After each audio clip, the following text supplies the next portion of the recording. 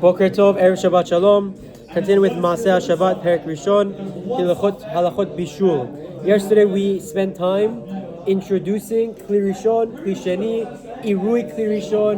We spoke out the Tosfot in Masechet Shabbat, the Mishnah Masechet Shabbat. Very important Yesodot that we touched upon yesterday. Today now we continue into halachot about Keli Rishon. Good, more specific halachot that pertain to Keli Rishon. Halacha says, Keli Rishon, a Keli Rishon, and we said this yesterday, V'hu ha'kli shemevashlim bo al gabe ha'esh. A Keli Rishon is the Kli that you cook on it on the fire, yeah. We have it downstairs, not there?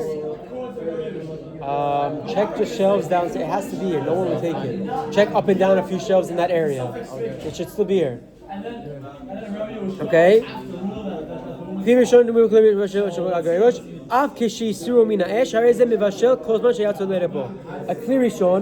is the Kli that was cooked in the fire. Even when it was taken off the fire, if it's still yat solerebo, it can still cook. Okay?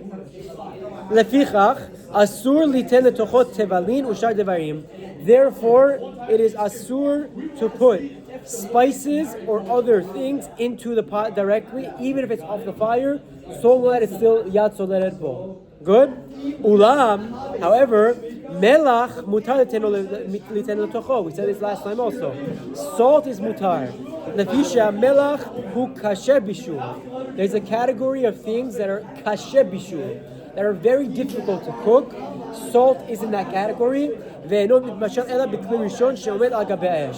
can only be cooked when it's in a Keli Rishon that's actively on the fire.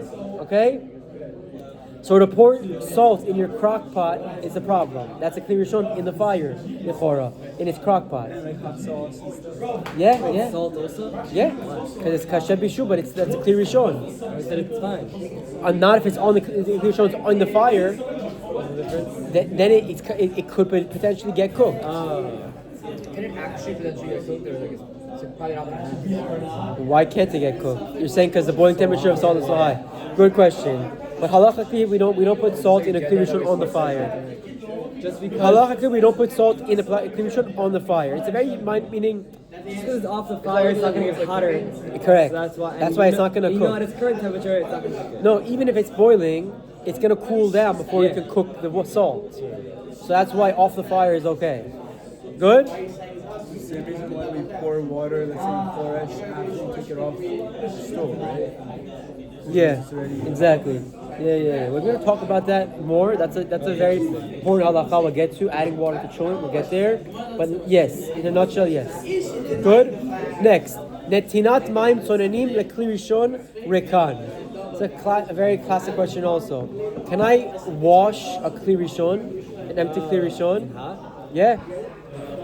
Keli Rishon shel maim chamim sheisiru min ha'esh. So this is not. It's talking about an urn or a kettle. I have a Keli Rishon that was on the fire with hot water. That I took it off the fire. Vehoriku mimenu et ha'mayim chamim, and I poured out all the hot water in the urn, from the kettle. Good. Mutar liten letocho maim tzonenim merubim kedei lavshiran. I'm allowed to, according to halacha, pour. This is Mishnah Masechet Shabbat, and the Gemara and the Rambam and Shulchan Aruch and Siman Shin Yud Bet, Shinuchet Seif Yud Bet. I'm allowed to pour a lot of cold water in it at once to cool down the kettle, but the condition is veyesh katvu dehainu afilu imeno shofech et hamayim shatzonim b'shvira achat. There are some who suggest that even if you don't pour all the water at once, but you pour it a little at a time, there's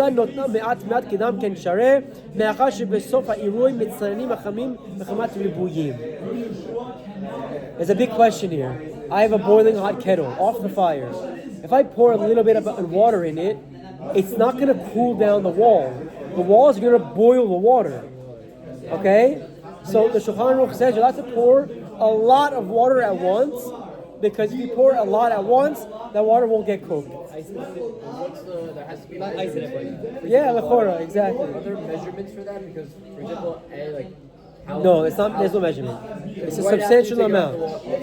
I mean, you pour out the water from the urn, and I pour more into it. The difference is 20 minutes after, like 1 minute after I took it off. I mean, 20 minutes after, it's probably not Yatzolerepo anymore. I know, I'm saying 1 minute probably. You need the wall for it. The whole question is the pot is still Yatzolerepo. Can I pour cold water into it? So the Shulchan Aruch says yes if you do it all at once. And he tries to bring a chidush from the Achronim that even if you pour a little bit, so long that it's going to be a lot, Is that for a sink? it's mutar. So like a sink, The chora, maybe yeah. considered a lot more than 50%. Fill up the pot. No. Which scenario? The first scenario, according to Shulchan Aruch, not drops, not a little bit. I haven't seen a quantifiable amount. A substantial pour that objectively won't get boiled from the temperature of the pot.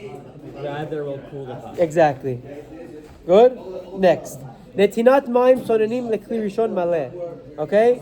Pouring cold water in a full kli rishon. This is a very important halakha. Yeah. Can you refill your urn on Shabbat? My urn, I have a lot of guests. My samovar, my hot water urn is getting less. There's two problems. But two problems. Can I refill my urn? How would you be able to? Exactly, you can't. We're gonna get there. Keli Rishon shel mayim chamim. What if it's off and it will turn on? Good. So Rav Yosef was matir that. Rav Ovadia brings it in Chazon Ovadia and says, I disagree with my son. It says, Gram Bishul should not be mutar if it was never cooked yet. Rav Ovadia is machmir. Meaning, midioraita is for sure mutar. But Rav Ovadia says, Melachot of Shabbat, Grama Shareh, that's the Gemara.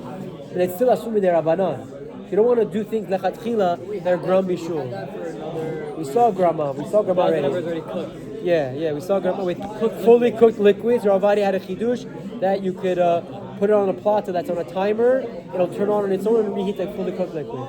But that's because there was a multiple snifim le'akel. There was the liquid according to Rambam, Ritva, Rashba, Ram is mutar, and there was a grama.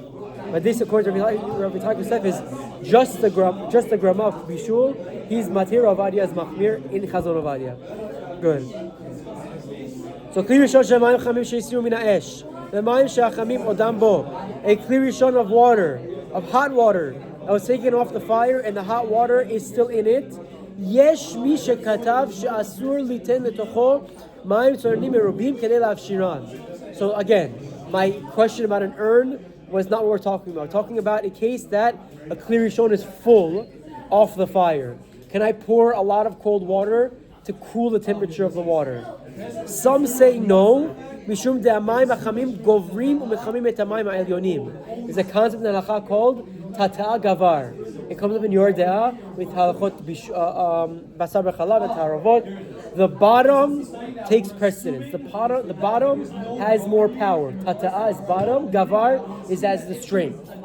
So some suggest that if I have an urn, I have a kettle that has hot water in it, and I take it off the pot, off the fire, I still can't pour a lot of cold water to cool it down because the bottom will always win. Yeah, I want it. It's too hot. I want to cool it. It's still scorching hot in the Keli Rishon.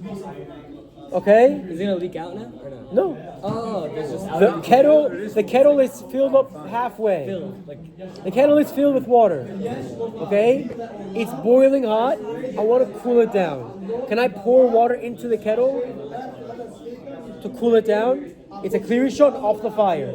So some say no because hata gavar. Okay?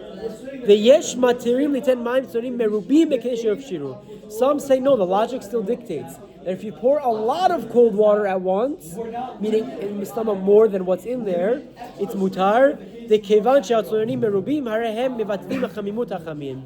Because the cold is a lot, it nullifies the temperature of the hot water that's below. More. So there's no such thing as where it wouldn't cook even though it's off the fire. It's still, the fact that it's with Keli Rishon and Yatzolerepo, it cooks.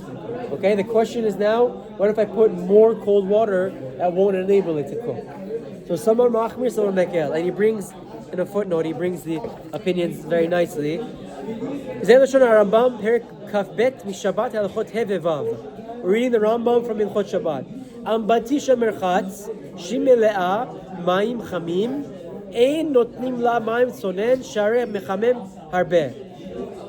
Ambati is like a bathtub. A bathtub that's filled with hot water. We don't put cold water in it because they will boil from the temperature of the bathtub. ומותר ליצוק צונן לתוך חמין, והוא שלא יהיו בכלי ראשון מפני שהמחממם הרבה. What is it?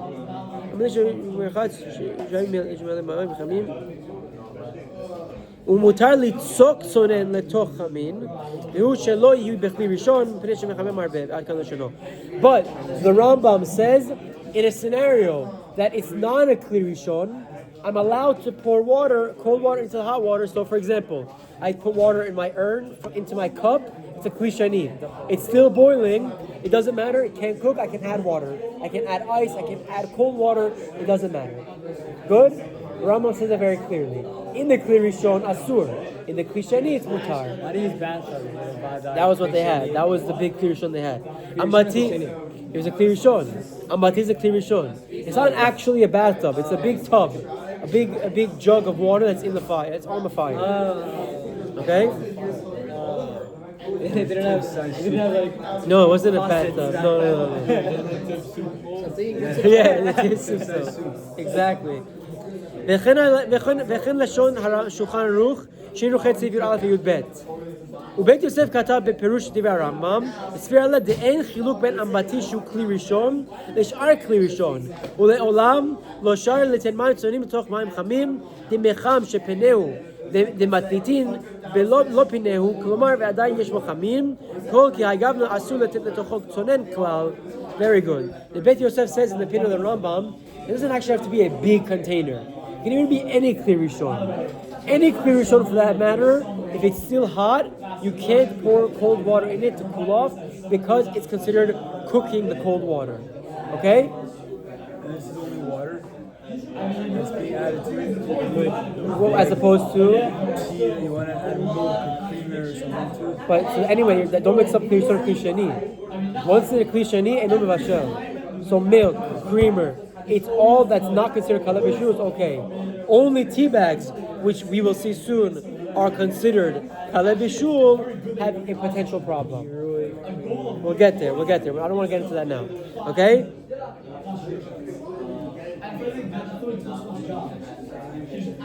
Wait, these are all... Doesn't matter if the liquid was cooked already? No, it does. Like a giant jug of tea. Yeah, that's what I'm saying. If someone has a giant jug of tea, they can't cook water. Can't put Good. This is all liquids that weren't cooked yet, right? Correct, yeah. Good. So now, but the Bet Yosef and the Ben Ish Chai and Rav Ovadia bring it. He finishes off by saying that he might be lenient, in which case, when the mutar liten maim tzonenim merubim letoch maim chamin. If I have a lot of cold water, I'm allowed to pour it into even a Keli Rishon because it's going to cool off the bottom before the bottom heats up the top. The Ben Ish Chai brings it in Bo Ot Yud Aleph, and Rav Ovadia brings it as well. Good? We said that already, right? Yeah, we said that. I was just bringing the opinions about how it applies to us in La Halacha. So La Halacha U'Maaseh, we spoke about. We'll wrap up for this with today. We spoke about a few things. We spoke about Keli Rishon off the fire. It can still cook if it's still Yatzulerebo. Keli Rishon that's empty, pour a lot at once, that the water won't get heated up from the Keli Rishon that's off the fire. Mutar, a little bit might be a problem. If it's a Keli Rishon off the fire that still has water in it, Tata'a Gavar, the bottom takes precedence. So if I pour a little bit of cold water into the Keli Rishon, it's a problem. It can boil the cold water. But if I pour a lot at once, Rav Ovadia and Ben Ish Chai are matir, and that's how we hold as well. We'll wrap up with this for today. Chazak u'baruch.